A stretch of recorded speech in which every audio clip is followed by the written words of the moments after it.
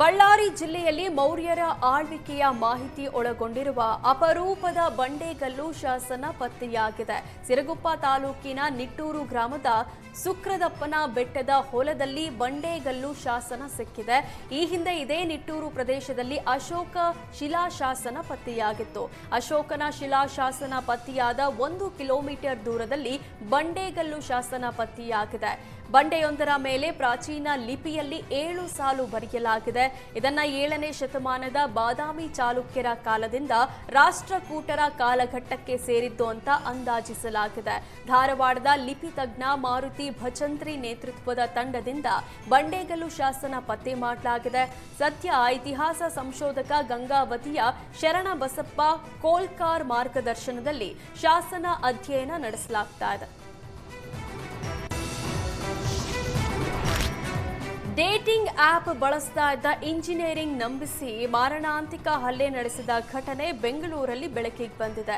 ಸಲಿಂಗಕಾಮಿಗಳು ಬಳಸುವ dating app ಅನ್ನ ಕಳೆದ 1.5 ವರ್ಷದಿಂದ ಇಂಜಿನಿಯರ್ ಬಳಸ್ತಾ ಇದ್ದ. ಇತ್ತೀಚೆಗೆ ಈ ಡೇಟಿಂಗ್ ಆಪ್ ಮೂಲಕ ಯುವಕನೊಬ್ಬನ ಪರಿಚಯ ಆಗಿತ್ತು. ಬಳಿಕ ಯಲಹಂಕ ಪೊಲೀಸ್ ಠಾಣಾ ವ್ಯಾಪ್ತಿಯ ಪಾಲನಹಳ್ಳಿ ಗೇಟ್ ಬಳಿ ಭೇಟಿಗೆ ಕರೆಸಿಕೊಂಡಿದ್ದ. ಈ ವೇಳೆ 4 ಆರೋಪಿಗಳು ಇಂಜಿನಿಯರ್ನ ಕಾರಲ್ಲಿ ಕರೆದೊಯ್ದು ಬೆದರಿಸಿದ್ದಾರೆ. ನೀನು ಸಲಿಂಗಕಾಮಿ ಅಂತ ಎಲ್ಲಾ ಕಡೆ ಪ್ರಚಾರ ಮಾಡ್ತೇವೆ ಅಂತ ಹೇಳಿ ಮೊಬೈಲ್ ಪಾಸ್ವರ್ಡ್ ನೀಡಲು ಒತ್ತಾಯಿಸಿದ್ರು. ಆತ ಒಪ್ಪದಿದ್ದಾಗ ದೇಹದ ಹಲವು ಭಾಗಕ್ಕೆ ಚಾಕು ಇರಿದಿದ್ದಾರೆ. ಕೊನೆಗೆ ಬಲವಂತವಾಗಿ ಮೊಬೈಲ್ ಕಸಿದುಕೊಂಡು ಯುಪಿಐ ಮೂಲಕ 16,000 ರೂಪಾಯಿ ವರ್ಗಾವಣೆ ಮಾಡಿಸಿಕೊಂಡಿದ್ದಾರೆ. ನಂತರ ವ್ಯಕ್ತಿಯನ್ನ ನಿರ್ಜನ ಪ್ರದೇಶದಲ್ಲಿ ಬಿಟ್ಟು ಆರೋಪಿಗಳು ಎಸ್ಕೇಪ್ ಆಗಿದ್ದಾರೆ.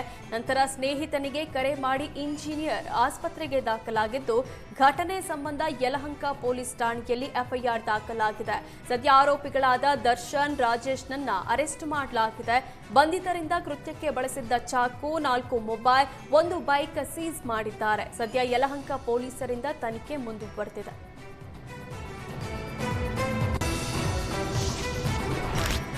ನಟ ದರ್ಶನ್ ಜಾಮೀನು ಕೋರಿ ಸುಪ್ರೀಂ ಕೋರ್ಟ್ಗೆ ಅರ್ಜಿ ಸಲ್ಲಿಸಿದ್ರು. ಜೈಲಲ್ಲಿ ಸಹ ಖೈದಿಗಳಿಂದ ಬೆದರಿಕೆ ಹಾಕಲಾಗ್ತಾ ಇದೆ, ನನ್ನ ಜೀವಿಸುವ ಹಕ್ಕನ್ನ ಕಸಿಯಲಾಗಿದೆ ಅಂತ ಅರ್ಜಿಯಲ್ಲಿ ಕಾರಣ ನೀಡಿದ್ರು. ಇದೀಗ ಜಾಮೀನಿಗೆ ದರ್ಶನ್ ನೀಡಿರುವ ಕಾರಣಕ್ಕೆ ಜೈಲಾಧಿಕಾರಿಗಳು ಕೌಂಟರ್ ಕೊಡಲು ರೆಡಿಯಾಗಿದ್ದಾರೆ. 2 ದಿನಗಳಲ್ಲಿ ವಿಡಿಯೋ ಸಾಕ್ಷ್ಯ ಸಮೇತ ರಾಜ್ಯ ಗೃಹ ಇಲಾಖೆ ಹಾಗೂ ಸುಪ್ರೀಂ ಕೋರ್ಟ್ಗೆ ವರದಿ ಸಲ್ಲಿಸುವ ಸಾಧ್ಯತೆ ಇದೆ. ದರ್ಶನ್ ಕೊಟ್ಟ ಕಾರಣಗಳು ಸಮಂಜಸವಾಗಿಲ್ಲ ಅಂತ ವರದಿ ಸಿದ್ಧಪಡಿಸಿದ್ದಾರೆ. ನಟ ದರ್ಶನ್ ಜೈಲಲ್ಲಿ ಯಾವುದೇ ಸಮಸ್ಯೆ ಇಲ್ಲ, ಜೈಲಲ್ಲಿ ಸಹ ಖೈದಿಗಳಿಂದ ದರ್ಶನ್ಗೆ ತೊಂದರೆ ಇಲ್ಲ, ಸಹ ಖೈದಿಗಳಿಂದ ದರ್ಶನ್ಗೆ ನಿಂದನೆಯಾಗಿಲ್ಲ, ಸಹ ಖೈದಿಗಳು ದರ್ಶನ್ನನ್ನ ಟಚ್ ಮಾಡಲು ಸಾಧ್ಯವಿಲ್ಲ, ದರ್ಶನನ್ನ ಪ್ರತ್ಯೇಕ ಸೆಲ್ನಲ್ಲಿ ಇಟ್ಟಿದ್ದೇವೆ ಅಂತ ದರ್ಶನ್ ಸೆಲ್ ವಿಡಿಯೋ, ಸಿಸಿಟಿವಿ ಬಗ್ಗೆ ಸಾಕ್ಷ್ಯ ಸಮೇತ ವರದಿ ಸಲ್ಲಿಸಲಿದ್ದಾರೆ.